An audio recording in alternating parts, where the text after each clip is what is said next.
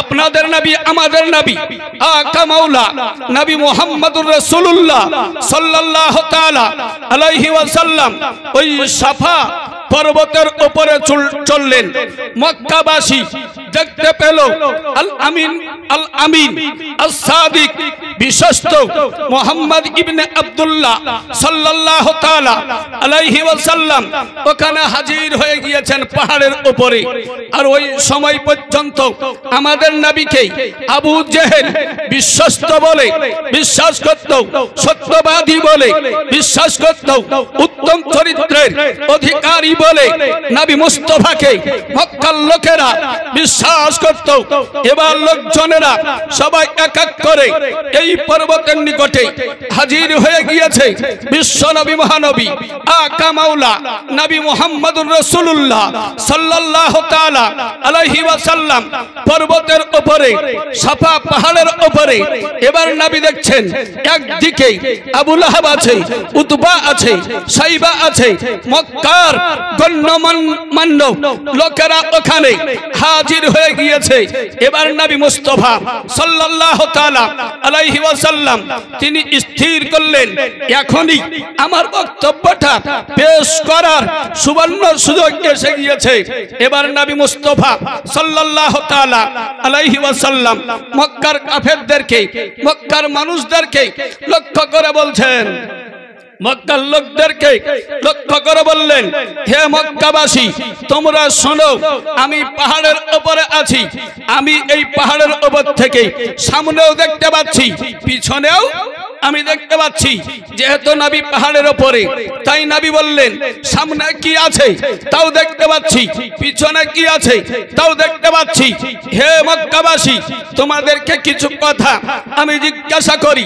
বিশ্ব নবী মহানবী আকা মাওলা সাল্লাল্লাহু তাআলা আলাইহি ওয়াসাল্লাম ওই ফারানের চুটির উপরে, পাহাড়ের চূড়ার উপরে বিশ্ব নবী মহানবী সাল্লাল্লাহু তাআলা আলাইহি ওয়াসাল্লাম দাঁড়িয়ে আছেন।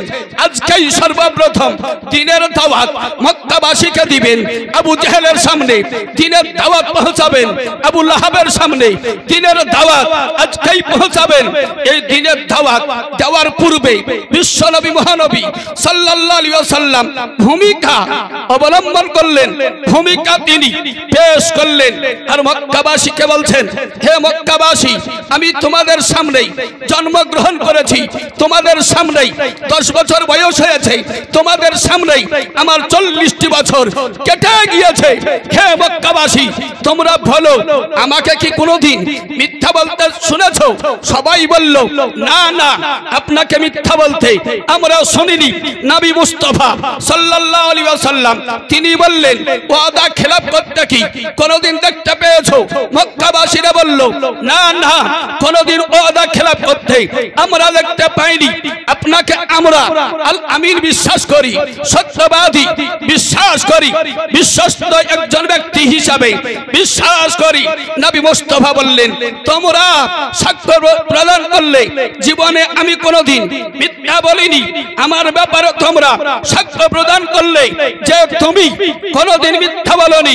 হে মক্কাবাসী যখন এগুলো সব তোমরা স্বীকারোক্তি দিলে, এবার তোমাদের সামনে একটি বিষয় পেশ করছি। আমি পাহাড়ের চূড়ার উপরে দাঁড়িয়ে আছি, এই সাফা পাহাড়ের উপরে আমি দাঁড়িয়ে আছি। সামনে কি আছে দেখতে পাচ্ছি, পিছনে কি আছে তাও দেখতে পাচ্ছি। এই পিছনটা তোমাদের চোখের আড়ে রয়েছে, পর্দায় রয়েছে, পিছনে কি আছে তোমরা দেখতে পাচ্ছ না। আমি পাহাড়ের উপরে দাঁড়িয়ে এই কথা যদি তোমাদেরকে বলি, এই পাহাড়ের পিছন থেকে একটা শত্রু দল হামলা করার জন্য সশস্ত্র অস্ত্র সহ তোমাদের দিকে ধাওয়া করে আসছে। এই পাহাড়ের পিছন থেকে একটা শত্রু দল অস্ত্র নিয়ে হামলা করার জন্য ধাওয়া করে আসছে, তাহলে তোমরা বলো, তোমরা আমার কথা শুনেই বিশ্বাস করবে, না তোমরা আমার কথাটা সত্য না মিথ্যা যাচাই করার জন্য এই পাহাড়ের পিছনে আসবে? তখন মক্কাবাসী সকলেই বলল, না না, জীবনে কোনোদিন মিথ্যা আপনি বলেননি, মিথ্যা আপনার মুখ থেকে কোনোদিন বের হয়নি। আপনি যদি এই কথা বলেন তাহলে আমরা দ্বিধাহীন চিত্তে বিশ্বাস করে নিব। একটা শত্রু দল ধাওয়া করে আসছে, তার মোকাবেলা করার জন্য আমরা প্রস্তুতি গ্রহণ করব, প্রস্তুত হয়ে যাব। ব্রাদানি ইসলাম নবী আমার দ্বিতীয় ভূমিকাও পাশ করে গেলেন, পাশ করিয়ে নিলেন। তারা নবী মুস্তাফাকে এতটা বিশ্বাস করে যে না দেখে নবীর কথাকে তারা মেনে নিতে রাজি রয়েছে।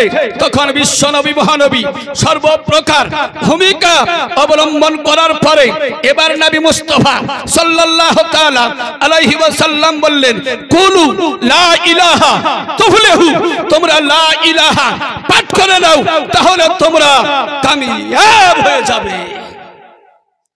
তোমরা কালেমা পড়ে নাও, লা ইলাহা ইল্লাল্লাহ পাঠ করে নাও, তাহলে তোমরা কামিয়াব হবে, ফলপ্রসূ ঘাটে পৌঁছে যাবে, উত্তীর্ণ হয়ে যাবে, সফল কাম হয়ে যাবে। ব্রাদানি ইসলাম যেমন এই কথা বলা, আবু লাহাব উঠে দাঁড়ালো আর হাতের আঙ্গুল দিয়ে বলল, এই কাজের জন্যই তুমি আমাদেরকে ডেকেছো, তুমি এই কাজের জন্যই আমাকে ডেকেছো। এই হাতের ইশারা করে মক্কার লোকদেরকে বলল, এখানে একে ছেড়ে তোমরা পালিয়ে যাও, আপন আপন জায়গা চলে যাও। ব্রাদানি ইসলাম আবু লাহাব এই রকম কথা যখন বলে চলে গেল, ব্রাদানি ইসলাম তখনই আল্লাহর পক্ষ থেকে সূরা নাজিল হয়ে গেল, তাব্বাত ইয়াদা আবি লাহাব, আবু লাহাবের হস্তদ্বয় ধ্বংস হয়ে যাক। আবু লাহাবের দুটো হাত ধ্বংস হয়ে যাক। কেন? আবু লাহাব হাতের ইশারা করে ওই সভাকে ভণ্ডুল করে দিয়েছিল, ভাঙ্গা করে দিয়েছিল, সবাইকে ডেকে বাড়ির দিকে পাঠিয়ে দিয়েছিল হাতের ইশারা করে। তাই আল্লাহর পক্ষ থেকে আয়াত নাজিল হয়ে গেল, তাব্বাত ইয়াদা আবি লাহাব, আবু লাহাবের হাত দুখানা ধ্বংস হয়ে যায়। ব্রাদার ইসলাম, এই যে ঘটনা আপনি যেগুলো শুনলেন, এখান থেকে আপনি কি সবক পেলেন? আমরা কি সবক পাই, কি শিক্ষা পেতে পারি? আপনি বলুন। আমাদের নবী ওই মক্কার লোকদেরকে আগে কালেমা পড়তে বললেন, আগে লা ইলাহা ইল্লাল্লাহ পড়তে বললেন, না আগে নবীর পরিচয় দিলেন? কোনটা দিয়েছেন? আগে কি নবী বললেন লা ইলাহা ইল্লাল্লাহ পড়ো, না আগে ভূমিকা নবী সম্পর্কে মানুষ কিভাবে, মানুষের ধারণা কি, এটা আগে নবী পাক সাল্লাল্লাহু আলাইহি ওয়াসাল্লাম পরীক্ষা করে নিলেন? কেন? আমাকে দাওয়াত করেছে কি করেনি, এটা কি করে আপনি জানবেন যে আমাকে দাওয়াত করেছে? সে যদি মাঝে মধ্যেই মৌলবীকে দাওয়াত করার পরে জালসার দিন ওই মৌলবীকে দেখতে পাওয়া যায় না, ওই মৌলবী ওই লোকটা যদি আমাকে দাওয়াত করে আর সে যদি বলে হ্যাঁ আমাকে মৌলবীকে দাওয়াত করেছি, তাহলে কেউ বিশ্বাস করবে, কেউ করবে না। কেননা ওর দাওয়াতে অনেকবার মৌলবী আসেনি। মৌলবীকে জিজ্ঞাসা করলে বলে যে ওই লোকটা আমাকে দাওয়াতই করেনি। এই রকম যদি কয়েকবার ওর কথা খেলাফ হয়ে যায়, তাহলে ওর কথার উপরে বিশ্বাস আসবে না। তা আমাদের নবী সাল্লাল্লাহু আলাইহি ওয়াসাল্লাম মক্কাবাসীকে কালেমা পড়াবেন, তার আগেই নবী মুস্তাফাকে মক্কার লোক কেমন মানে এটা জেনে নিলেন, পরিচয় করিয়ে দিলেন। যখন মক্কার লোকেরা নবীকে আল আমিন বলে দিল, তখনই নবী পাক বললেন লা ইলাহা ইল্লাল্লাহ পাঠ করো, তোমরা কামিয়াব হয়ে যাবে। তাহলে বোঝা গেল যে রাসূলে পাক সংবাদদাতা, নবী হলেন আল্লাহর সংবাদদাতা। অতএব নবী মুস্তাফা সম্পর্কে আগে এ বিশ্বাস, এই ধারণা থাকতে হবে যে আমাদের নবী কোনদিন মিথ্যা বলেননি, আমাদের নবী ওয়াদা খেলাফ কোনোদিন করেননি, তবেই তো নবীর কথার উপরে বিশ্বাস আসবে। ব্রাদান ইসলাম, আমাদের নবী আকা মাওলা সাল্লাল্লাহু তাআলা আলাইহি ওয়াসাল্লাম ইসলামের দাওয়াত দিলেন, তখন নবী উপরে ছিলেন না যাদেরকে দাওয়াত দিলেন তারা উপরে ছিল? ইসলামের দাওয়াত দিলেন তখন নবী কোথায়? পাহাড়ের উপরে উঁচুতে। আর যাদেরকে দাওয়াত দেওয়া হলো তারা নিচে। ব্রাদান ইসলাম, স্পষ্ট ভাবে এটাই বোঝা যায়। আপনি জলসা পাকিস্তানে করেন, আপনি দেখতে পাবেন যারা দাওয়াত দিচ্ছে উঁচুতে রয়েছে, যাদেরকে দাওয়াত দেওয়া হচ্ছে তারা নিচে আছে। ওই সুন্নাতটাই পালন হচ্ছে, ওই সুন্নাতই পালন হয়। এই কারণেই আপনার জলসায় স্টেজ তৈরি হয়। ব্রাদান ইসলাম, তাহলে ঈমান কাকে বলে? লা ইলাহা ইল্লাল্লাহ পাঠ করতে হবে। এবার কেউ বলবে যে লা ইলাহা ইল্লাল্লাহ মুহাম্মাদুর রাসূলুল্লাহ, এখানে নবী বললেন লা ইলাহা ইল্লাল্লাহ পাঠ করো, তারপরে মুহাম্মাদুর রাসূলুল্লাহ তো এখানে পড়তে বলেননি, অতএব আমরাও পড়ব লা ইলাহা ইল্লাল্লাহ কেবল। এটা বললে চলবে না। কেন? লা ইলাহা ইল্লাল্লাহ পড়ার আগেই নবী মুস্তাফা নিজের ব্যাপারে স্বীকারোক্তি নিয়েছিলেন। নবীর ব্যাপারে স্বীকারোক্তি আগে নিয়েছিলেন, তারপরে বললেন লা ইলাহা ইল্লাল্লাহ। এটা যদি পড়ে নাই তারপরে বলবো মুহাম্মাদুর রাসূলুল্লাহ সাল্লাল্লাহু তাআলা আলাইহি ওয়াসাল্লাম। নবীর তাবলীগ করার এ কৌশল ছিল যে লা ইলাহা ইল্লাল্লাহ যদি পাঠ করে নাই তাহলে সাথে সাথে মুহাম্মাদুর রাসূলুল্লাহ এটাও তারা পাঠ করে নিবে। এটাই যদি না পাঠ না করে তাহলে মুহাম্মাদুর রাসূলুল্লাহ এটা তো আরো পাঠ করবে না, কারণ তাদেরই প্রতিবেশী আমি, তাদেরই প্রতিবেশী আমি।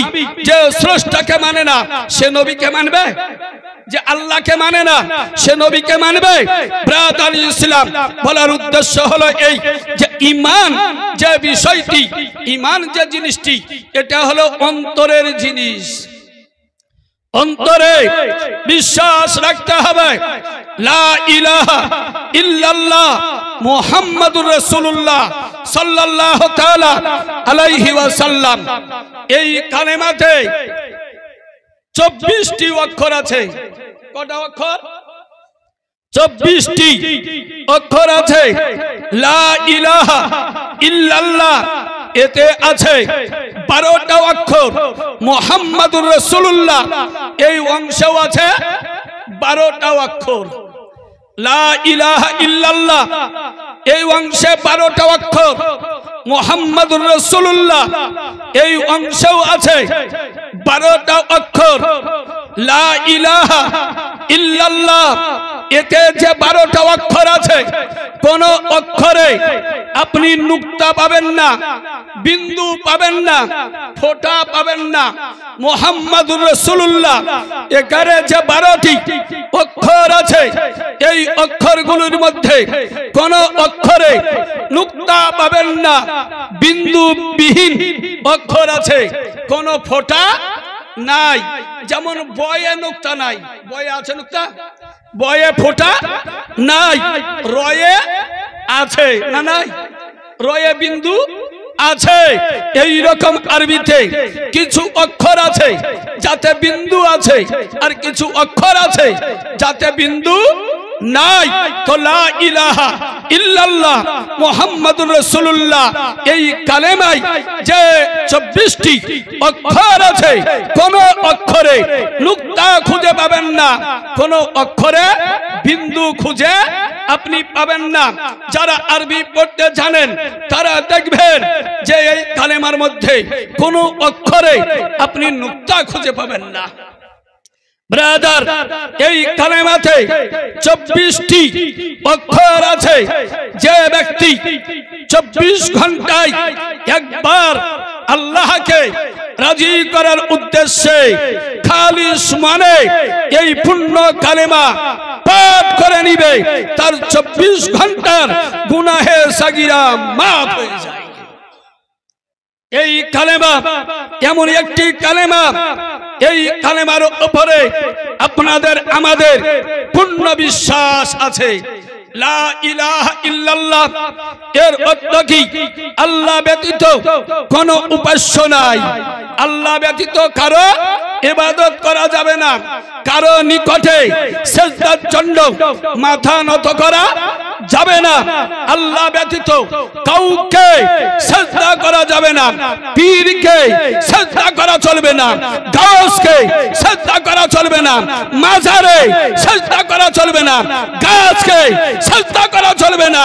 সিজদা কেবল আল্লাহর জন্য খাস, সিজদা আল্লাহর জন্য খাস। এই মাথা সিজদার জন্য যদি ঝুঁকে স্বয়ং স্রষ্টার জন্য ঝুঁকবে, আল্লাহ ব্যতীত পৃথিবী কারোর জন্য সিজদা জায়েজ নয়। এটাই হলো মাসলাকে আলা হযরত, এটাই মাসলাকে আলা হযরত। পীরের মাজারে গিয়ে খবরদার সিজদা করবেন না, সিজদা করবেন কেবল আল্লাহকে। সিজদা করার জন্য 5 ওয়াক্ত নামাজ দিয়েছেন আল্লাহ, 5 ওয়াক্ত নামাজ আল্লাহ দিয়েছেন। এই নামাজের মাধ্যমে সিজদা করতে হবে।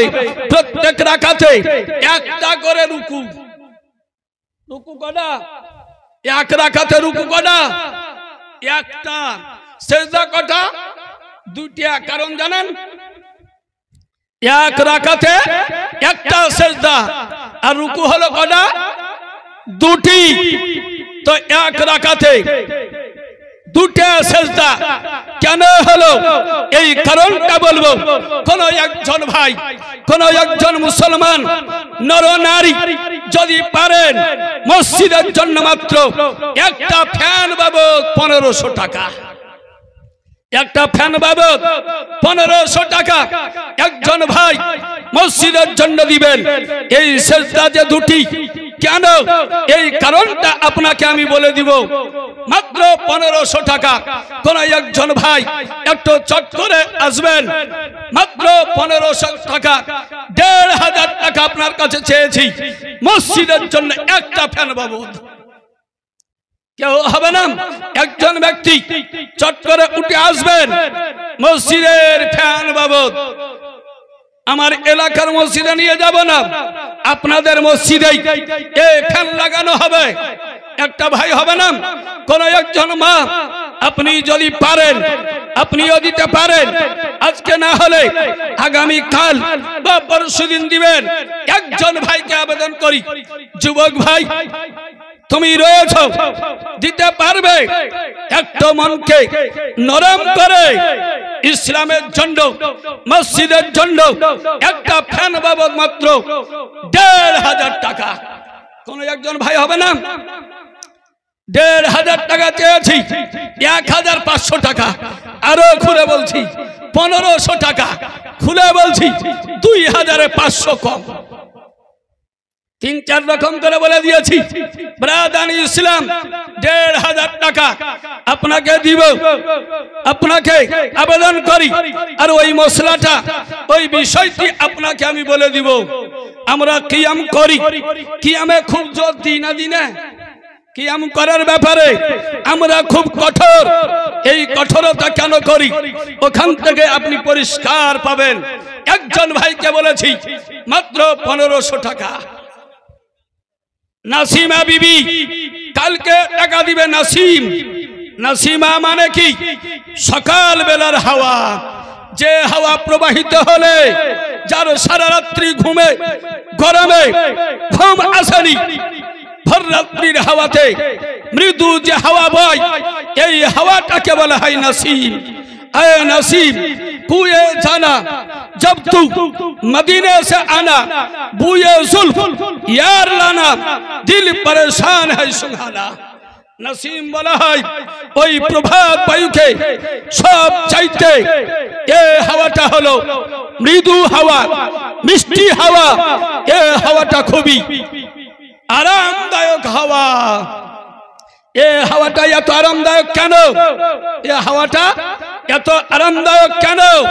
আল্লামা নাকি আলী খান আলা হযরতের পিতা যান আলাইহির রহমত ওয়া রিদওয়ান তিনি বলেন এই হাওয়াটা যখন প্রবাহিত হয় নবী মুস্তাফার গম্বুজকে স্পর্শ করে সারা পৃথিবীতে বয়ে যায়।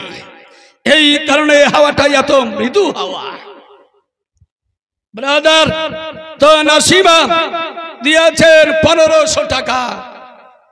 তো এই কারণটি বলে দিব, সেজদা কটা? দুটি। তার একজন ভাই হবে না, মাত্র 1500 টাকা। আর একটি ফ্যান বাবদ, যেহেতু দুটি সেজদা কেউ যদি থাকেন দেওয়ার মতন, তাহলে আপনি দিবেন। আর একজন ভাই হাত উত্তোলন করেছেন 1500 টাকা। মোবাইল হাতে আছে, দিয়েছেন তিনি। এবার আপনি রেকর্ড করতে পারেন। ব্রাদার ইসলাম, কেন দুটি সেজদা হয়েছে শুনুন। আপনারা শুনেছেন, আমরাও শুনেছি, কোরআনে আছে আল্লাহ বললেন উসজুদু লি আদমা। আল্লাহ ফেরেশতাদেরকে বললেন, হে ফেরেশতাগণ, আদমকে তোমরা সেজদা করো, আদমকে তোমরা সেজদা করো। সব ফেরেশতা সেজদা করলেন, সকল ফেরেশতা সেজদায় চলে গেলেন। একজন সেজদা করেনি। ওই মজলিসে যারা ছিল তাদের মধ্যে একজন সেজদা করেনি। তার নাম জানেন না? জানেন না? তার নাম হলো ইবলিস, আজাজিল, খান্নাস, আবুল গাওয়া, খাতিবুল মালায়েকা, শাইখে নাজদি। এগুলো হলো ওর নাম। 13টা নাম আছে। অ্যাডভান্স কুইজ অফ ইসলাম এই বইয়ের মধ্যে দেখবেন 13টা নাম আছে এই ইবলিসের। ইবলিস শয়তান সেজদা করলো না। ফেরেশতাগণ সেজদায় চলে গিয়েছেন। ব্রাদার ইসলাম, ফেরেশতারা সেজদায়, সেজদা থেকে তারা মাথা উত্তোলন করলেন। সেজদা থেকে মাথা তোলার পরে ফেরেশতাগণ দেখছেন যে সাইডে ইবলিস দাঁড়িয়ে আছে, আজাজিল দাঁড়িয়ে আছে, খান্নাস দাঁড়িয়ে আছে, খাতিবুল মালায়েকা দাঁড়িয়ে রয়েছে, শাইখে নাজদি দাঁড়িয়ে রয়েছে। ব্রাদার ইসলাম, ওয়াহাবি দেওবন্দি এদের গুরু মুহাম্মদ ইবনে আব্দুল ওয়াহাব নাজদি, একে ওরা নাম দিয়েছে শাইখে নাজদি। এর নাম দিয়েছে কি? শাইখে নাজদি, শেখ নাজদি। আর ইবলিসের একটা নাম কি? শেখ নাজদি। এরাই এখনো বুঝলো না যে ইবলিস শয়তানের নাম আমাদের হুজুরের নাম দিয়ে দিয়েছি। লজ্জা নাই, শরম নাই, বেহায়া। ওরা বুঝতে পারলো না যে আমরা কার নাম, হুজুরের কি নাম দিয়ে দিলাম। ব্রাদার ইসলাম, তো শাইখে নাজদি ইবলিস শয়তান দাঁড়িয়ে রয়েছে। ফেরেশতাগণ সেজদা থেকে মাথা তোলার পর দেখছেন। ফেরেশতাগণ চিন্তা করলেন, মনস্থির করলেন, আল্লাহর হুকুম আমরা পালন করেছি, আমাদের উপরে নিয়ামত নাজিল হবে, আমাদের উপরে অনুগ্রহ হবে, আল্লাহ আমাদের উপরে রাজি। আর ইবলিস সেজদা করেনি, ইবলিস সেজদা করেনি। এর উপরে গজব নাজিল হবে, নারাজি নাজিল হবে, অভিসম্পাত নাজিল হবে। তাই আর ইবলিস শয়তান নিশ্চয় আমাদের সেজদা করেতে, আমরা যে সেজদা করেছি এতে ইবলিস খুশি হবে না জ্বলন হবে?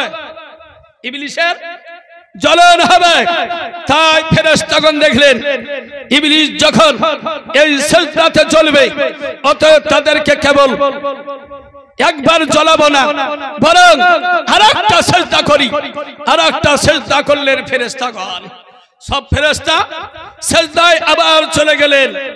ইবলিস শয়তানের জ্বলন বেড়ে গেল। ব্রাদার ইসলাম, আল্লাহ রাব্বুল আলামিন হুকুম দিয়েছিলেন ফেরেশতাদেরকে একটা সেজদা করার, কিন্তু দ্বিতীয় সেজদা কেন করলেন? এটা তো আল্লাহর বাহ্যিক নির্দেশ ছিল না, হুকুম ছিল না ফেরেশতাগণ আরেকটা সিজদা কেন করলেন? ফেরেশতাগণ আরেকটা সিজদা করলেন ইবলিস খান্নাস আজাজিলকে জ্বালাবার জন্য আরেকটা সিজদা করলেন। কেননা ইবলিস আল্লাহর দুশমন, আল্লাহর দুশমন যদি জ্বলে আল্লাহ আরো খুশি হয়ে যাবেন, তাই ফেরেশতাগণ দ্বিতীয় সিজদা করলেন। আল্লাহ এই দুই সিজদার উপরে সন্তুষ্ট হলেন, রাজি হয়ে গেলেন, আর ওই দুই সিজদা উম্মতে মুহাম্মাদীকে হুকুম দিয়ে দিলেন যে এই কর্মটা ফেরেশতাদের আমার পছন্দনীয় হয়ে গিয়েছে, অত ওই সুন্নাত কিয়ামত পর্যন্ত জিন্দা রাখার জন্য এক এক রাকাতে দুটি করে সিজদা করো, এক এক রাকাতে দুটি করে সিজদা করো। একটা সিজদা আল্লাহর নির্দেশ, আর একটা সিজদা হলো শয়তানকে জ্বালাবার জন্য। ব্রাদার ইসলাম, তাহলে বোঝা গেল এমন কিছু নেক আমল আছে, ওই নেক আমলে যদি দুশমন জ্বলে ওই নেক আমল আরো জোর দিয়ে করতে হয়, ওই নেক আমল আরো জোর দিয়ে করতে হয়। আপনি কিয়াম করলে এক ধরনের লোক জ্বলে, এক ধরনের লোক জ্বলে, আজকে তাদের কথাই যদি কিয়াম বন্ধ করেন আগামীতে বলবে সুন্নাতে গায়ের মুক্তাদা পড়িও না, এতেও আমাদের জ্বলন হয়। যদি ওদের জ্বলনের কারণে ওটা ছেড়ে দেন, পরে বলবে সুন্নাতে মুআক্কাদা পড়িও না, আমরা জ্বলি ওঠে সুন্নাতে মুআক্কাদাও আপনাকে ছুটাবার চেষ্টা করবে। এই করতে করতে কালেমা পর্যন্ত চলে আসবে।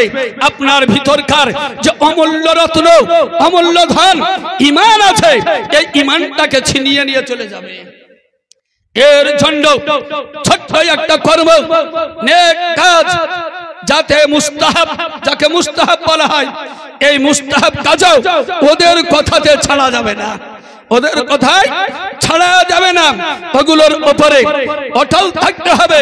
কেননা শয়তানের হাতকান্ডা, শয়তানের যে হাতিয়ার, এই হাতিয়ার সূক্ষ্ম হাতিয়ার।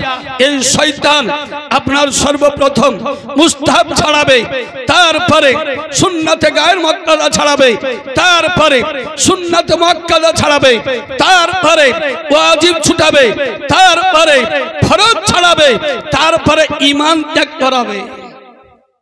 আস্তে আস্তে সুযোগ পেলেই আপনার এই ঈমানকে হরণ করবে।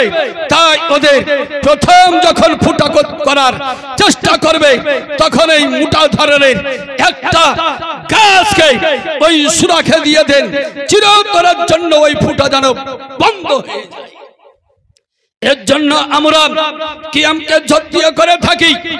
অনেকে বলে কিয়াম করাতে নেকি আছে, না করলে কোনো পাপ নাই, না করলে কোনো পাপ নাই। এই কারণে কিয়ামটা করছি না, কিয়াম না করার কারণে তো কোনো পাপ হয় না। ব্রাদার ইসলাম, আমি জানি কিয়াম না করলে কোনো পাপ হবে না। আজকে জুব্বাটা যদি আমি না পারি কোনো পাপ হবে না, গেঞ্জি যদি আমি না গাই দিই কোনো পাপ হবে না। কেন? নাভির নিচ থেকে হাঁটু পর্যন্ত ঢাকা ফরজ, নাভি থেকে হাঁটু পর্যন্ত পুরুষের জন্য ঢাকা ফরজ। আপনি কি ওয়াজ শুনবেন? আমি জুব্বা খুলে দিয়ে আমি গেঞ্জি পাঞ্জাবিকে খুলে দিলাম, গেঞ্জিও খুলে দিলাম, এই নাভি থেকে হাঁটু পর্যন্ত ঢেকে আমি যদি জালসা করি, বক্তব্য রাখি, আপনারা কি শুনবেন? শুনবেন না কেন? এবার যদি বলি এগুলো না বললে তো কোনো গুনাহ নাই। ব্রাদার ইসলাম, একটা সাদ আছে, সজ্জিত হওয়ার একটা নিয়ম আছে, ওই নিয়ম অনুযায়ী আপনাকে আমাকে চলতে হবে। ওকে জিজ্ঞাসা করেন যে কিয়াম করলে নেকি আছে, না করলে কোনো পাপ নাই। এবার তুমি বলো, তোমার মসজিদে যে এসি লাগিয়েছো, এই লাগানোতে কি নেকি আছে, আর না লাগালে কি পাপ হতো? তো বলবে না, পাপ হতো না। মার্বেল পাথর লাগিয়েছো, মার্বেল পাথর যদি না লাগানো হয় পাপ হবে কি? পাপ হবে না। লাগিয়েছে কেন? দেওয়াল পাকা করেছে, কেন করেছে? না করলে তো কোনো গুনাহ হতো না। ফ্যান কেন লাগিয়েছে? ফ্যান না লাগানোতে তো কোনো গুনাহ নাই, তাও ফ্যান কেন লাগিয়েছে? এতে আরাম আছে, এর জন্য হারামের ফতোয়া নাই। আর এখানে বিশ্ব নবী মহানবী আকা মাওলা নবী মুস্তাফা সাল্লাল্লাহু তাআলা আলাইহি ওয়াসাল্লামের সম্মানটা প্রকাশ পাবে। নবীর সামনে, নবীর শরণে আদবের সহিত দাঁড়িয়ে গিয়ে সালামটা পড়ব নবীর শরণে, এতে নবীর আদবটা প্রকাশ পেয়ে যাচ্ছে। এই কারণেই বেদাতের ফতোয়া, হারামের ফতোয়া এখানে প্রয়োগ করা হচ্ছে। ব্রাদার, নবী কি জিনিস? নবী কার নাম?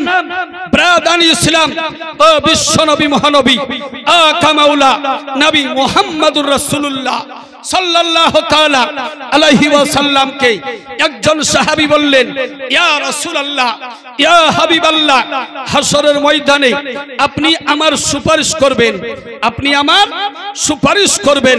তাহলে সাহাবায়ে কেরামের কত বিশ্বাস ছিল, কত গাঢ় ঈমান ছিল, ভক্তি ছিল, যে দুনিয়াতেই আমার নবী মুস্তাফা সাল্লাল্লাহু তাআলা আলাইহি ওয়াসাল্লামকে বলছেন, ইয়া রাসূলুল্লাহ, হাসরে আপনি আমার সুপারিশ করবেন। নবী আমার বললেন, হ্যাঁ আমি সুপারিশ করব। এবার এই সাহাবী নবী মুস্তাফা সাল্লাল্লাহু তাআলা আলাইহি ওয়াসাল্লামকে বলেন, ইয়া রাসূলুল্লাহ, ইয়া হাবিবাল্লাহ, আপনাকে আমি হাসরের ময়দানে কোথায় পাবো, কোথায় খোঁজ করব, আপনি বলুন। তাহলে সাহাবীর কত গাঢ় বিশ্বাস, গাঢ় ঈমান। সাহাবী জানছেন যে হাসরের ময়দান কবে হবে, ওই হাসরের ময়দানে নবী কোথায় থাকবেন আজকেই বলতে পারেন, আজকে নবী বলে দিতে পারেন। তাই তো সাহাবী জিজ্ঞাসা করছেন, হুজুর আপনাকে আমি হাসরে কোথায় খোঁজ করব, কোথায় পাবো? তো নবী মুস্তাফা গায়েব দা পয়গম্বর, ভূত ভবিষ্যতের জ্ঞানী নবী মুস্তাফা সাল্লাল্লাহু তাআলা আলাইহি ওয়াসাল্লাম বললেন, হে আমার সাহাবী, তুমি আমাকে হাউজে কাউসারের নিকটে খোঁজ করিও, হাউজে কাউসারের নিকটে আমাকে খোঁজ করিও। এবার সাহাবী বললেন, ইয়া রাসূলুল্লাহ, হাউজে কাউসারের নিকটে আপনাকে যদি আমি না পাই, তাহলে দ্বিতীয় জায়গায় কোথায় খোঁজ করব? নবী আমার বললেন, তাহলে তুমি আমাকে খোঁজ করবে পুলসিরাতের ধারে, পুলসিরাতের ধারে আমাকে খোঁজ করিও। সাহাবী বলছেন, ইয়া রাসূলুল্লাহ, ওই পুলসিরাতের ধারে আপনাকে যদি আমি না পাই, কোথায় খোঁজ করব? নবী মুস্তাফা বললেন, তাহলে নেকি ও বদি যে মিজানে ওজন করা হবে, ওই মিজানের ধারে আমাকে খোঁজ করিও। ব্রাদান ইসলাম, এই কথা যখন বললেন নবী, একটা বললেন হাউজে কাউসার আর পুলসিরাত, আর একটা বললেন মিজানের ধারে। এবার সাহাবী বলছেন, ইয়া রাসূলুল্লাহ, ইয়া হাবিবাল্লাহ, মিজানের ধারেও যদি না পাই, পুলসিরাতের ধারে যদি না পাই, মিজানে খোঁজ করব। মিজানের ধারেও যদি আপনাকে না পাই, তাহলে কোথায় খোঁজ করব? বিশ্ব নবী মহানবী আকা মাওলা গায়েব দা পয়গম্বর, দানায়ে গায়ব পয়গম্বর, হাজির ও নাজির পয়গম্বর, শাফাতকারী পয়গম্বর, সাকিয়ে কাউসার পয়গম্বর, শফিউল উমাম পয়গম্বর, জামিলুস শিয়াম পয়গম্বর নবী মুহাম্মদুর রাসূলুল্লাহ সাল্লাল্লাহু তাআলা আলাইহি ওয়াসাল্লাম বললেন, হে আমার সাহাবী, এই তিন জায়গার মধ্যে কোনো না কোনো জায়গায় অবশ্যই তুমি আমাকে পেয়ে যাবে। তিন জায়গার মধ্যে কোন এক জায়গায় অবশ্যই পেয়ে যাবে। ব্রাদার ইসলাম, আপনি চিন্তা করুন, নবী আমার বলছেন হাউজে কাউসারে খোঁজ করিও, পুলসিরাতে খোঁজ করিও, মিজানের ধারে খোঁজ করিও। এই তিন জায়গার মধ্যে কোন একটা জায়গাতে অবশ্যই পেয়ে যাবে। তখন এবার বুঝা গেল কি, যে হাসরের ময়দানে নবী মুস্তাফা সাল্লাল্লাহু তাআলা আলাইহি ওয়াসাল্লাম এই তিন জায়গাতেই কর্মে তিনি ব্যস্ত থাকবেন। যখন উম্মত পিপাসায় কাতর হবেন, এই উম্মতের পিপাসা নিবারণ করাবার জন্য নবী মুস্তাফা হাউজে কাউসারের নিকটে হাজির হয়ে যাবেন। হাউজে কাউসারের পানি পিয়ালা তো তুলে এই উম্মতকে পান করিয়ে তার পিপাসাকে নিবারণ করাবেন। এমন সময় খবর চলে আসবে আর এক উম্মতের নেকি কমে যাচ্ছে। বিশ্ব নবী মহানবী হাউজে কাউসারের নিকট থেকে মিজানের ধারে যাবেন। উম্মতের নেকিকে, নেকির পাল্লাকে ভারী করার জন্য দুরূদের সওয়াব নিয়ে ওখানে হাজির হয়ে যাবেন। আবার খবর যাবে আমার অমুক উম্মত পুলসিরাত পার হতে গিয়ে কেটে জাহান্নামের দিকে পড়ে যাচ্ছে। বিশ্ব নবী মহানবী ওখানে গিয়ে নিজের উম্মতকে বাঁচানোর জন্য সাল্লিম ইয়া রাব্বি সাল্লিম, হে আল্লাহ আমার উম্মতকে বাঁচিয়ে নাও, হে আল্লাহ আমার উম্মতকে বাঁচিয়ে নাও। আবার পুলসিরাতের ধার থেকে আবার নবী দেখবেন আরেক উম্মত পিপাসায় কাতর, পিপাসা নিবারণ করার জন্য হাউজে কাউসারের নিকটে হাজির হবেন। এখানে পানি পান করাবেন। আবার দেখতে পাবেন অমুক উম্মতের নেকি কমে যাচ্ছে, তার নেকিকে ভারী করার জন্য, নেকি বেশি করার জন্য মিজানের ধারে হাজির হবেন। এই রকম নবী মুস্তাফা ব্যস্ত থাকবেন হাসরের ময়দানে। আজ লোকে বলে ফাতেমাকে নবী বাঁচাতে পারেনি, ফাতেমাকে নবী বাঁচাতে পারবে না। খোদার কসম করে বলি ফাতেমাতুজ জাহরাকে বাঁচাবার কোনো প্রয়োজন নাই। বিশ্ব নবী বলেছেন ফাতেমা তো সাজ্জাদাত নিসায়ে আহলিল জান্নাহ, জান্নাতি রমণীদের সর্দারিনী ফাতেমা। আর ওই ফাতেমাকে বাঁচাতে হবে।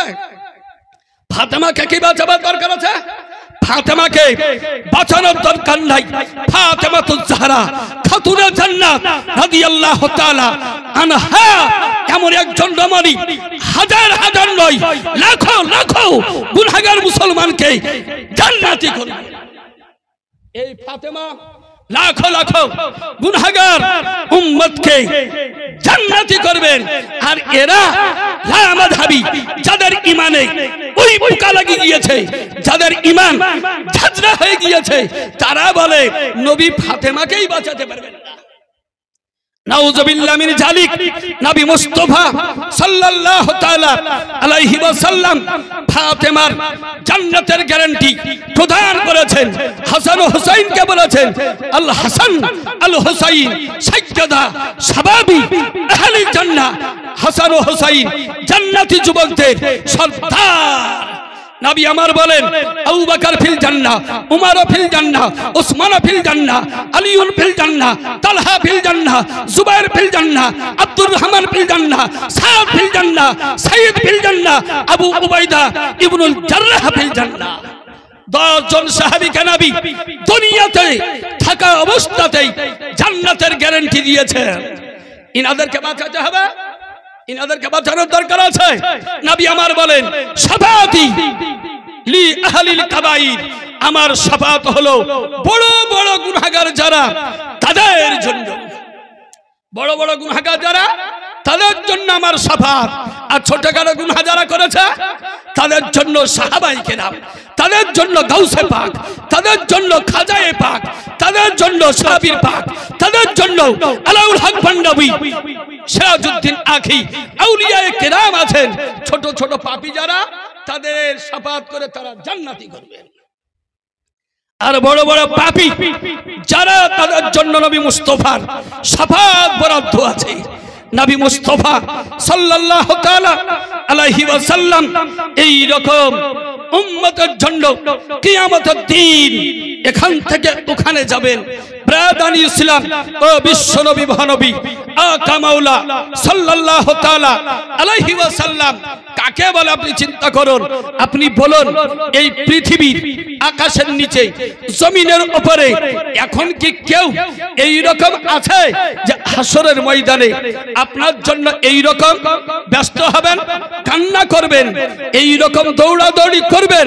এই রকম কি পৃথিবীতে কেউ আছে? আছে কেউ? কোন পীর এই পর্যায়ে পৌঁছাতে পারে না, কোন পীর এই পর্যায়ে পৌঁছাতে পারে না। ব্রাদানি ইসলাম ওই নবীকে কেউ যদি আমার মতন মানুষ বলে, নিজেদের সঙ্গে তুলনা করে, এই লোককে মানা চলবে? এই লোককে মানা চলবে না।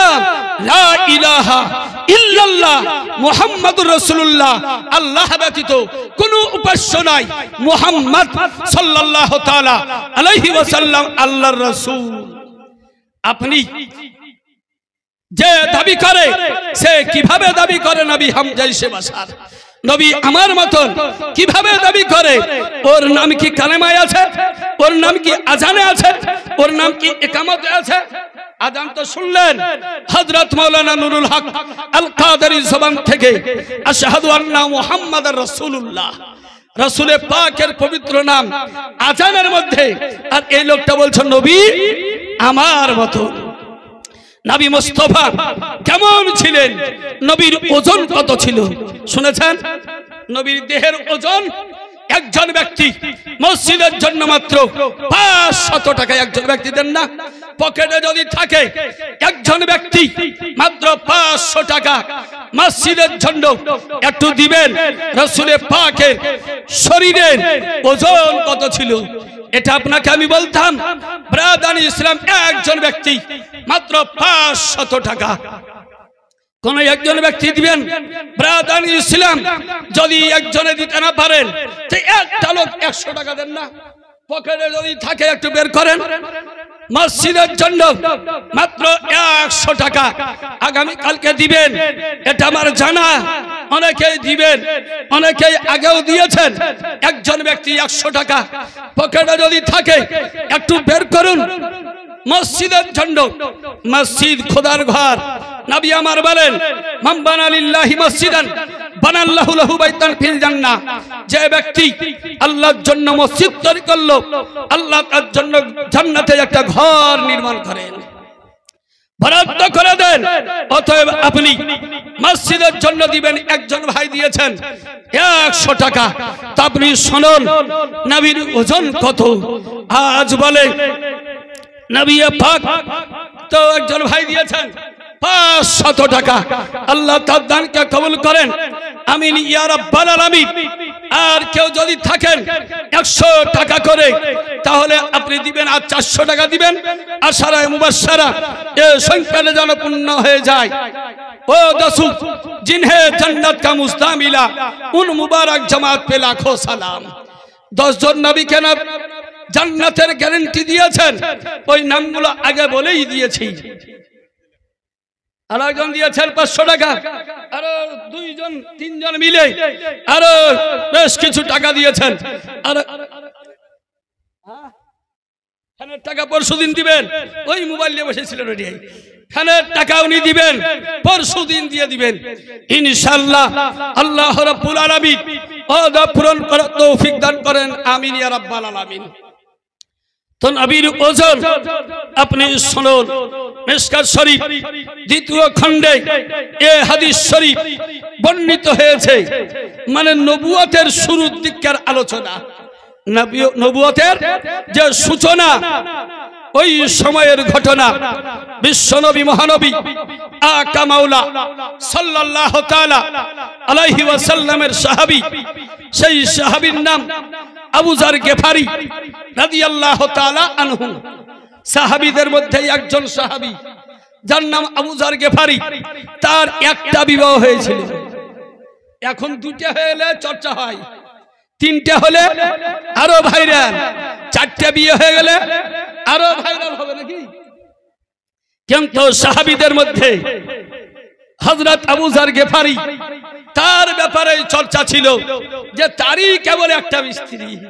তাহলে অন্যান্য সাহাবীর একের অধিক বিবাহ হয়েছিল।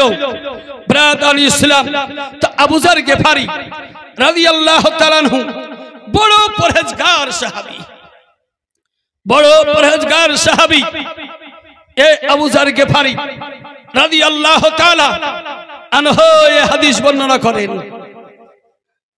যে রাসূল পাক সাল্লাল্লাহু তাআলা আলাইহি ওয়াসাল্লাম তিনি বলছেন, আমাকে বিছানা থেকে 2 জন ব্যক্তি উঠিয়ে নিয়ে চলে গেল একটা মাঠে। 2 জন ব্যক্তি এসে, 2 জন আগন্তুক ব্যক্তি আমাকে তুলে নিয়ে গেল বিছানা থেকে। কোথায়? মাঠে নিয়ে চলে গেল।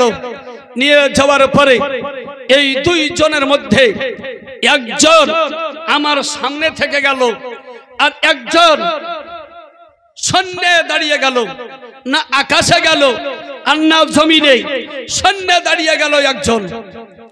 এবার যে শূন্যে দাঁড়িয়ে আছে, ফাঁকাতে দাঁড়িয়ে আছে, সে বলছে নিচের জনকে, নিচে যে আছে তাকে বলছে হুয়া হুয়া, এই ব্যক্তি কি ওই ব্যক্তি যার আলোচনা আমরা পূর্বে করছিলাম? মানে নবীকে তোলার আগেই এই দুইজন নবীর ব্যাপারে আলোচনা করেছে যে নবী মুস্তাফাকে আমরা তুলে নিয়ে যাব, যাওয়ার পরে ওজন করব। তো দুইজন বিছানা থেকে নিয়ে গেলেন, নিয়ে যাওয়ার পরে মাঠে এবার সন্ন্যাসী যিনি দাঁড়িয়ে আছেন তিনি বলছেন হুয়া হুয়া, এই ব্যক্তি কি ওই ব্যক্তি যার আলোচনা পূর্বে করলাম? তখন নিচের ব্যক্তি বলছেন নাম হুয়া হুয়া, হ্যাঁ ওই ব্যক্তি। আমাদের মাকসুদ, আমাদের মাতলুব, যেটা আমাদের উদ্দেশ্য, ওই ব্যক্তি ইনি। এবার উপরের যিনি ছিলেন তিনি একটা পাল্লা নিচে নামিয়ে দিলেন, দাড়ি পাল্লা নিচে নামালেন। এবার নবী পাক বলছেন, উপরের ব্যক্তি বলছেন জিনহু বি ওয়াহিদিন, এই ব্যক্তিকে ওজন করো একটা লোকের সাথে। মানে এক পাল্লাই নবী আর এক পাল্লাই আর একজন ব্যক্তিকে রাখো আর নবীকে ওজন করো। নবী আমার বললেন আমাকে একটা লোকের সঙ্গে ওজন করা হলো, আমার পাল্লাটা ভারী হলো, আমার পাল্লাটা ভারী হয়ে গেল। নবী বলছেন, তারপরে উপরের ব্যক্তি বলছেন জিনহু বে আশরিন, 10 জন ব্যক্তির সঙ্গে এই নবীকে ওজন করো। এবার এক পাল্লাই 10 জনকে চাপানো হলো।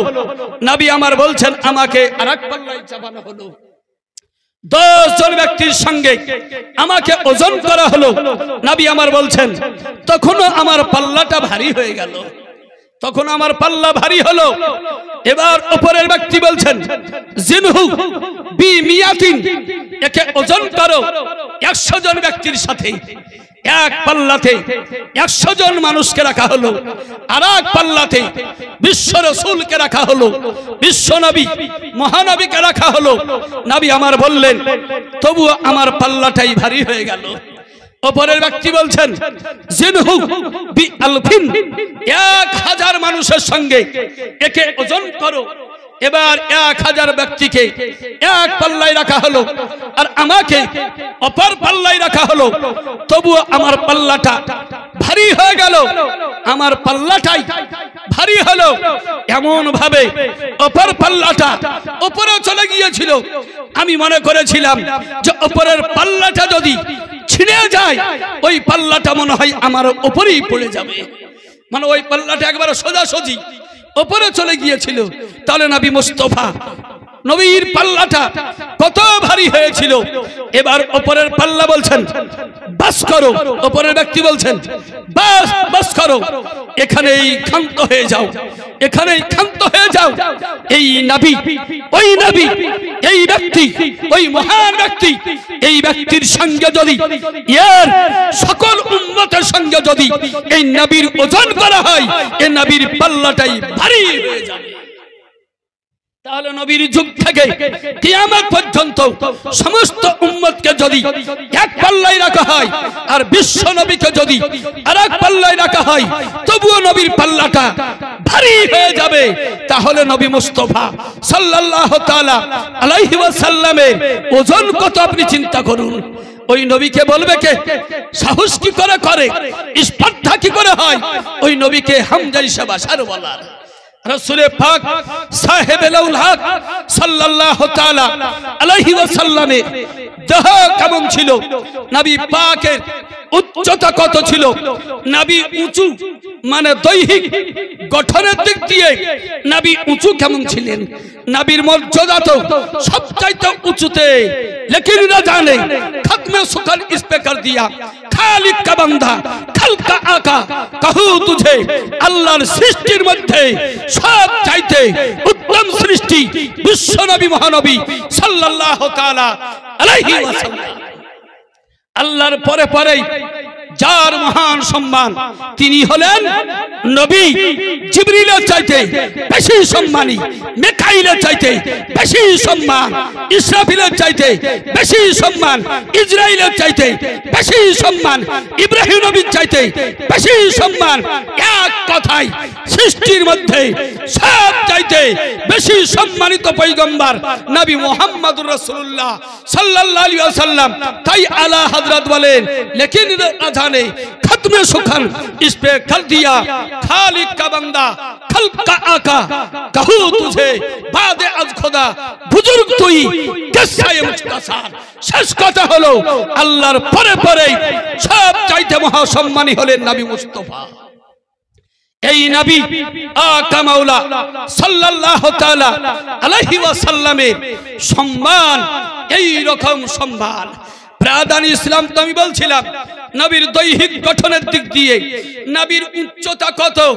আয়েশা সিদ্দিকা তয়্যিবা তাহেরা জাকিয়া মুজাক্কিয়া রাদিয়াল্লাহু তাআলা আনহা, যে আয়েশা সিদ্দিকা রাদিয়াল্লাহু তাআলা আনহা আল্লাহর রহমত বর্ষণ হতে নিজ চোখে দেখতে পেতেন।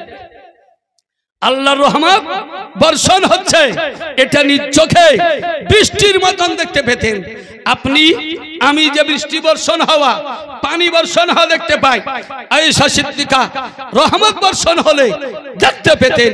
ওই আয়েশা সিদ্দিকা যাকে আল্লাহ রাব্বুল আলামিন জিবরিলের মারফতে সালাম দিয়েছেন।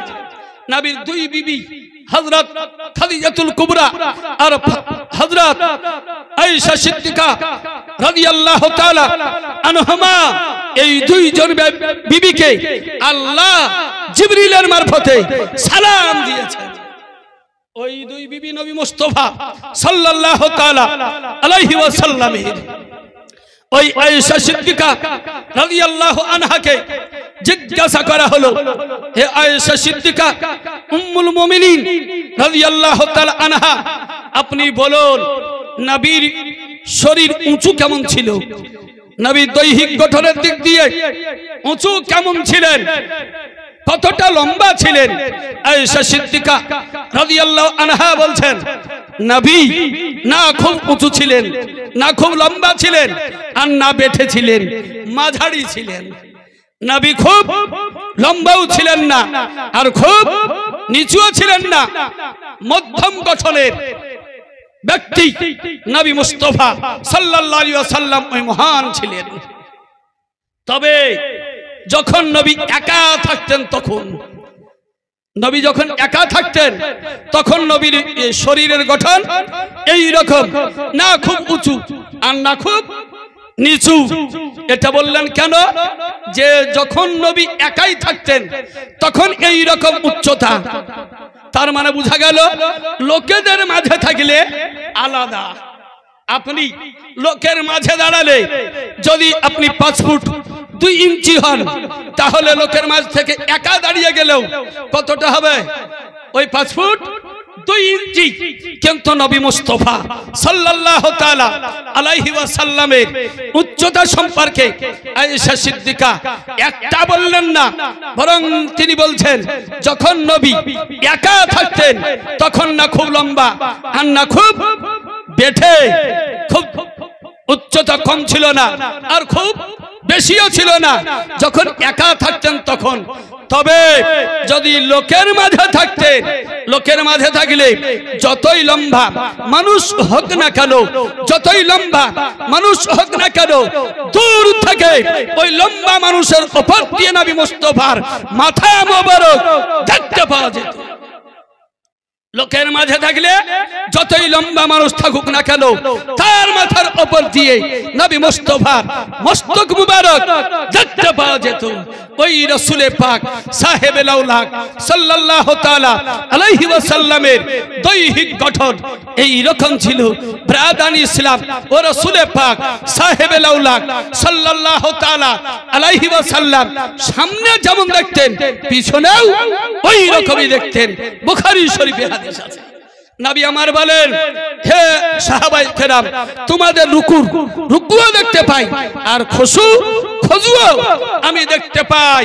যেমন সামনে দেখতে পাই, পিছনেও ওই রকম দেখতে পাই। তাই আলা হযরত রাহমাতুল্লাহ আলাইহি নবী মুস্তাফার কান সম্পর্কে বলেন, দূর ও নজদীককে সুননে ওয়ালে ও কানে লালে কারামত পেলা খো সালাম। নবীর চোখ কেমন ছিল, সামনে যেমন দেখতেন পিছনেও ওই রকম দেখতেন। তাই আলা হযরত रहमतुल्लाह अलैहि बोलें, किसको देखा मूसा से पूछे कोई, आंख वालों की हिम्मत पेला खोस। मूसा नबी কে জিজ্ঞাসা করো, আমাদের নবী মেরাজে কাকে দেখেছেন? মেরাজে আমাদের নবী কাকে দেখেছেন? মুসা নবী আলাইহিস সালামকে জিজ্ঞাসা করো। কেন মুসা নবীর কথা হলো? মুসা নবী বলেছিলেন, রব্বি আরিনি, আল্লাহ তুমি আমাকে দেখা দাও, আল্লাহ তুমি আমাকে দেখা দাও। আল্লাহ বললেন, লান তারানি, তুমি দেখতে পাবে না। মুসা নবী বলছেন, রব্বি আরিনি, খোদাকে দেখা দাও। আল্লাহ বলছেন, লান তারানি। মুসা নবী আবার বলছেন, রব্বি আরিনি, খোদাকে দেখা দাও।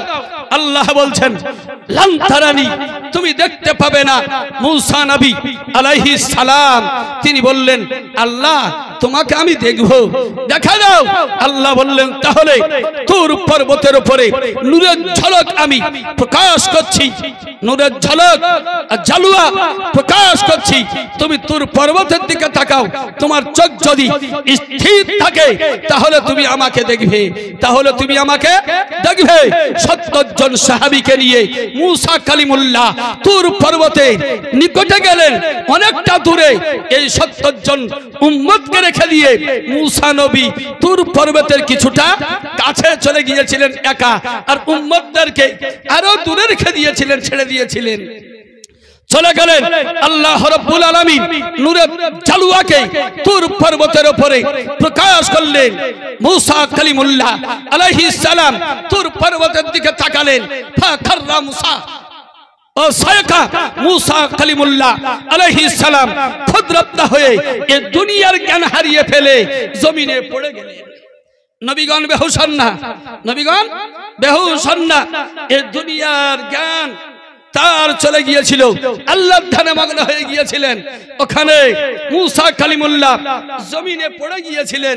ব্রাদান ইসলাম, তাই আলা হযরত রাহমাতুল্লাহ আলাইহি জগৎবাসীকে বলছেন, মেরাজের রাত্রিতে আমাদের নবী আল্লাহর দিদার করেছেন, আল্লাহর দিদার করেছেন। তাই জগৎবাসীকে বলছেন, কিসকো দেখা মুসা সে पूछा कोई, आंख वालों की हिम्मत पेला खो सालाम। মুসা নবীকে জিজ্ঞাসা করো, আমাদের নবী কাকে দেখেছেন? অর্থাৎ আল্লাহকে আমাদের নবী দেখেছেন, যে আল্লাহকে দেখার আশা করেছিলেন। মুসা কালিমুল্লাহ চোখ এই রকম ছিল না যে আল্লাহর নূরের তাজাল্লি তার চোখ সহ্য করবে। ওই আল্লাহকে আমাদের নবী আরশে গিয়ে লামাকাতে গিয়ে আল্লাহর দিদার লাভ করে এসে পৃথিবীবাসীকে বললেন, লা ইলাহা ইল্লাল্লাহ মুহাম্মাদুর রাসূলুল্লাহ, আল্লাহ ব্যতীত কোনো মাবুদ নাই। সারা পৃথিবীর মানুষ আল্লাহ এক এর সাক্ষ্য দেয়। না দেখে আমাদের নবী আল্লাহকে দেখে সাক্ষ্য দিয়েছেন। আপনি আল্লাহকে দেখতে পাননি, আমি আল্লাহকে দেখতে পাইনি। কোন গাউস কুতুব ফকির দরবেশ কোন নবী চামড়ার চোখে আল্লাহকে দেখতে পাননি। কেবল আমাদের নবী আকা মাওলা সাল্লাল্লাহু আলাইহি ওয়াসাল্লাম চামড়ার চোখে জাগ্রত অবস্থায় সরাসরি আল্লাহকে দেখেছেন। তাহলে লা ইলাহা আপনিও পড়ছেন, লা ইলাহা আমিও পড়ছি, লা ইলাহা ইল্লাল্লাহ নবী মুস্তাফাও পড়েছেন, লা ইলাহা ইল্লাল্লাহ আপনিও পড়লেন, আমিও পড়লাম, নবীও পড়লেন লা ইলাহা ইল্লাল্লাহ। তবে আপনি বললেন সামেনা আতানা, আমি শুনে ইতাআত করে পড়েছি লা ইলাহা ইল্লাল্লাহ। আর আমাদের নবী আল্লাহকে দেখে পড়লেন লা ইলাহা ইল্লাল্লাহ। আপনার সাক্ষ্য না দেখে কেবল কানের উপরে নির্ভর করে কালেমা পড়েছেন। আর নবী মুস্তাফা কানেও শুনেছেন, চোখেও দেখেছেন, অন্তরেও বিশ্বাস করেছেন, সারা শরীর প্রত্যক্ষ তিনি দেখে তার শরীর সহ আল্লাহ রাব্বুল আলামিনকে দর্শন করেছেন। নবী শরীর সহ মেরাজে গিয়েছিলেন আর ওই অবস্থাতে আল্লাহকে দেখেছেন। তাহলে আল্লাহ নবী মুস্তাফার লা ইলাহা ইল্লাল্লাহ পড়া আর আপনার আমার লা ইলাহা ইল্লাল্লাহ পড়া, এর মধ্যে আকাশ ও জমিনের ব্যবধান আছে। আপনার কালিমা হলো লা ইলাহা ইল্লাল্লাহ মুহাম্মাদুর রাসূলুল্লাহ, আর বিশ্ব নবীর কালিমা হলো লা ইলাহা ইল্লাল্লাহ আন্নী রাসূলুল্লাহ। নবীর কালিমা কি? লা ইলাহা ইল্লাল্লাহ আন্নী রাসূলুল্লাহ। আর আপনার আমার কালিমা লা ইলাহা ইল্লাল্লাহ মুহাম্মাদুর রাসূলুল্লাহ। নবীর কালিমার অর্থ কি? লা ইলাহা ইল্লাল্লাহ, আল্লাহ ব্যতীত কোনো উপাস্য নাই, আন্নী রাসূলুল্লাহ, এটা নবী নিজে পড়ছেন। তাই তার অর্থটা হলো কি? নিশ্চয় আমি আল্লাহর রাসূল। কে বলছেন এটা? নবী। এই কালেমা জগতের কোন লোক যদি নিজের কালেমা বলে পড়ে মুসলমান থাকবে? নিজেকে রাসূল দাবি করা হবে। আর যে ব্যক্তি নিজেকে রাসূল বলবে সে পাক্কা গলগলে খাঁটি পুক্তা কাফির। রাসূল ব্যতীত অন্য কোন ব্যক্তি যদি নিজেকে রাসূল দাবি করে তাহলে সে আর মুসলমান থাকবে না। তাই রাসূলে পাক সাহেবে লাউলাক সাল্লাল্লাহু তাআলা আলাইহি ওয়াসাল্লাম তার কালেমা এই রকম ছিল। আপনার উপরে 5 ওয়াক্ত নামাজ ফরজ। কয় ওয়াক্ত? 5 ওয়াক্ত ফরজ। নবীর উপরে 6 ওয়াক্ত ফরজ ছিল। নবীর উপরে তাহাজ্জুদ ফরজ ছিল। ওয়ামিনাল লাইলি ফাতাহাজ্জাদ বিহি নাফিলাতাল লাক। হে নবী, রাত্রির কিছু অংশে তাহাজ্জুদ পড়ুন, এটা আপনার জন্য অতিরিক্ত বাড়তি। তাহলে নবীর উপর তাহাজ্জুদ ফরজ ছিল। ফতোয়া শামীতে আল্লামা ইবনে আবেদিন শামী রাহমাতুল্লাহ আলাইহি তিনি বলেছেন নবীর উপর তাহাজ্জুদ ফরজ ছিল। অতএব আপনার জন্য আমার জন্য 5 ওয়াক্ত নামাজ আর নবীর জন্য ফরজ 6 ওয়াক্ত নামাজ। আপনি আমি নামাজ পড়তে চাইছি না, খুব অলস ব্রাদানি ইসলাম অলসতা করে এই নামাজ আমরা ত্যাগ করে দিই। কিন্তু নামাজ একটা গুরুত্বপূর্ণ ইবাদত। মসজিদ তৈরি করেছেন, এই মসজিদে গিয়ে নামাজ আদায় করতে হবে। আর কয়েক মিনিট 2-1 মিনিট আপনাদের সামনে আলোচনা করব। একবার দুরূদে পাক পড়ুন, আল্লাহুম্মা শেষ করে দেখি কেউ হইতো না।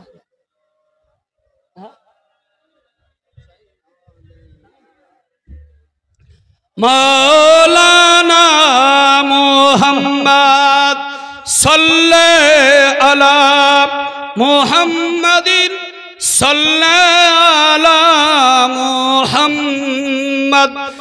হরদম জবান সেনে কালো পাক নামে মুহাম্মদ।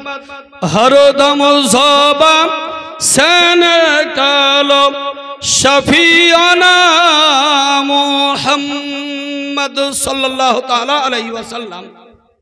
ব্রাদার, আমি আপনাদের নিকটে আয়াত পড়েছিলাম, আলিফ লাম মিম যালিকাল কিতাবু লা রাইবা ফীহি হুদাল লিল মুত্তাকিন। আলিফ লাম মিম বেশ কিছু সূরায় প্রথমে এই কাটা কাটা অক্ষর আছে। একটা হলো হরুফে মুকাত্তাআত, আলহামদু, আল হামদু, আলিফ আছে, লাম আছে, হা আছে, মিম আছে, দাল আছে, কিন্তু আলিফ বলা হচ্ছে না।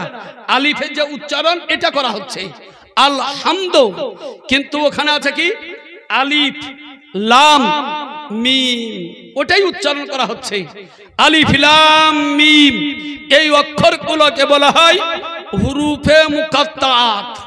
হুরুফে মুকাত্তাআত সূরা ফাতিহার পরে যে সূরাটি, এই সূরার নাম সূরা বাকারা। মা ও বোনেরা আপনারা শুনুন, মনে রাখার চেষ্টা করুন। জীবনী আপনারা শুনবেন, জীবনে অনেক শুনবেন, জীবনে অনেক শুনতে পাবেন। জীবনী বক্তা অনেক আছে। আলিফ লাম মিম এই অক্ষরগুলোকে কি বলা হয়? হুরুফে মুকাত্তাআত। এর অর্থ হলো কাটা কাটা ভাবে উচ্চারণ করতে, আলিফ লাম মিম। এর জন্য একে বলা হয় হুরুফে মুকাত্তাআত। এর অর্থ আছে না নাই? এর অর্থ আছে, এর অর্থ আছে। যার অর্থ হবে না এই রকম বাক্য আল্লাহ নাজিল করবেন না। যার কোনো অর্থ নাই একে বলা হয় মুহমাল, একে বলা হয় মুহমাল। আর আল্লাহ মুহমাল থেকে পাক। অতএব আলিফ লাম মিম এর অর্থ আছে, তবে বলা হয়েছে আল্লাহ ওয়া রাসূলুহু আলাম বিমুরাদিহি বিযালিক। আল্লাহ এবং তার রাসূলই এর অর্থ জানেন। আল্লাহ এবং তার রাসূল এর অর্থ জানেন। আল্লাহ সত্তাগতভাবে জানেন আর নবী প্রদত্তগতভাবে জানেন। আল্লাহ জানিয়েছেন নবীকে, তাই নবী জানেন। তা ব্যতীত পৃথিবীর কেউ জানে না আলিফ লাম মিম এর অর্থ কি। আপনি জামিয়া আশরাফিয়ায় পড়ান বা দারুল উলুম দেওবন্দে পড়ান বা জামে আজহার মিশরে পড়ান, যেখানেই পড়ুক না কেন, পৃথিবীর যেখানেই পড়াশোনা করুক না কেন, আলিফ লাম মিম এর অর্থ এটাই বলবে অর্থ সম্পর্কে যে আল্লাহ এবং তার রাসূল জানেন। তাছাড়া কেউ এর অর্থ জানে না। তারপর থেকে মানে করতে লাগবে আলিফ লাম মিম এর অর্থ নবী জানেন কি জানেন না?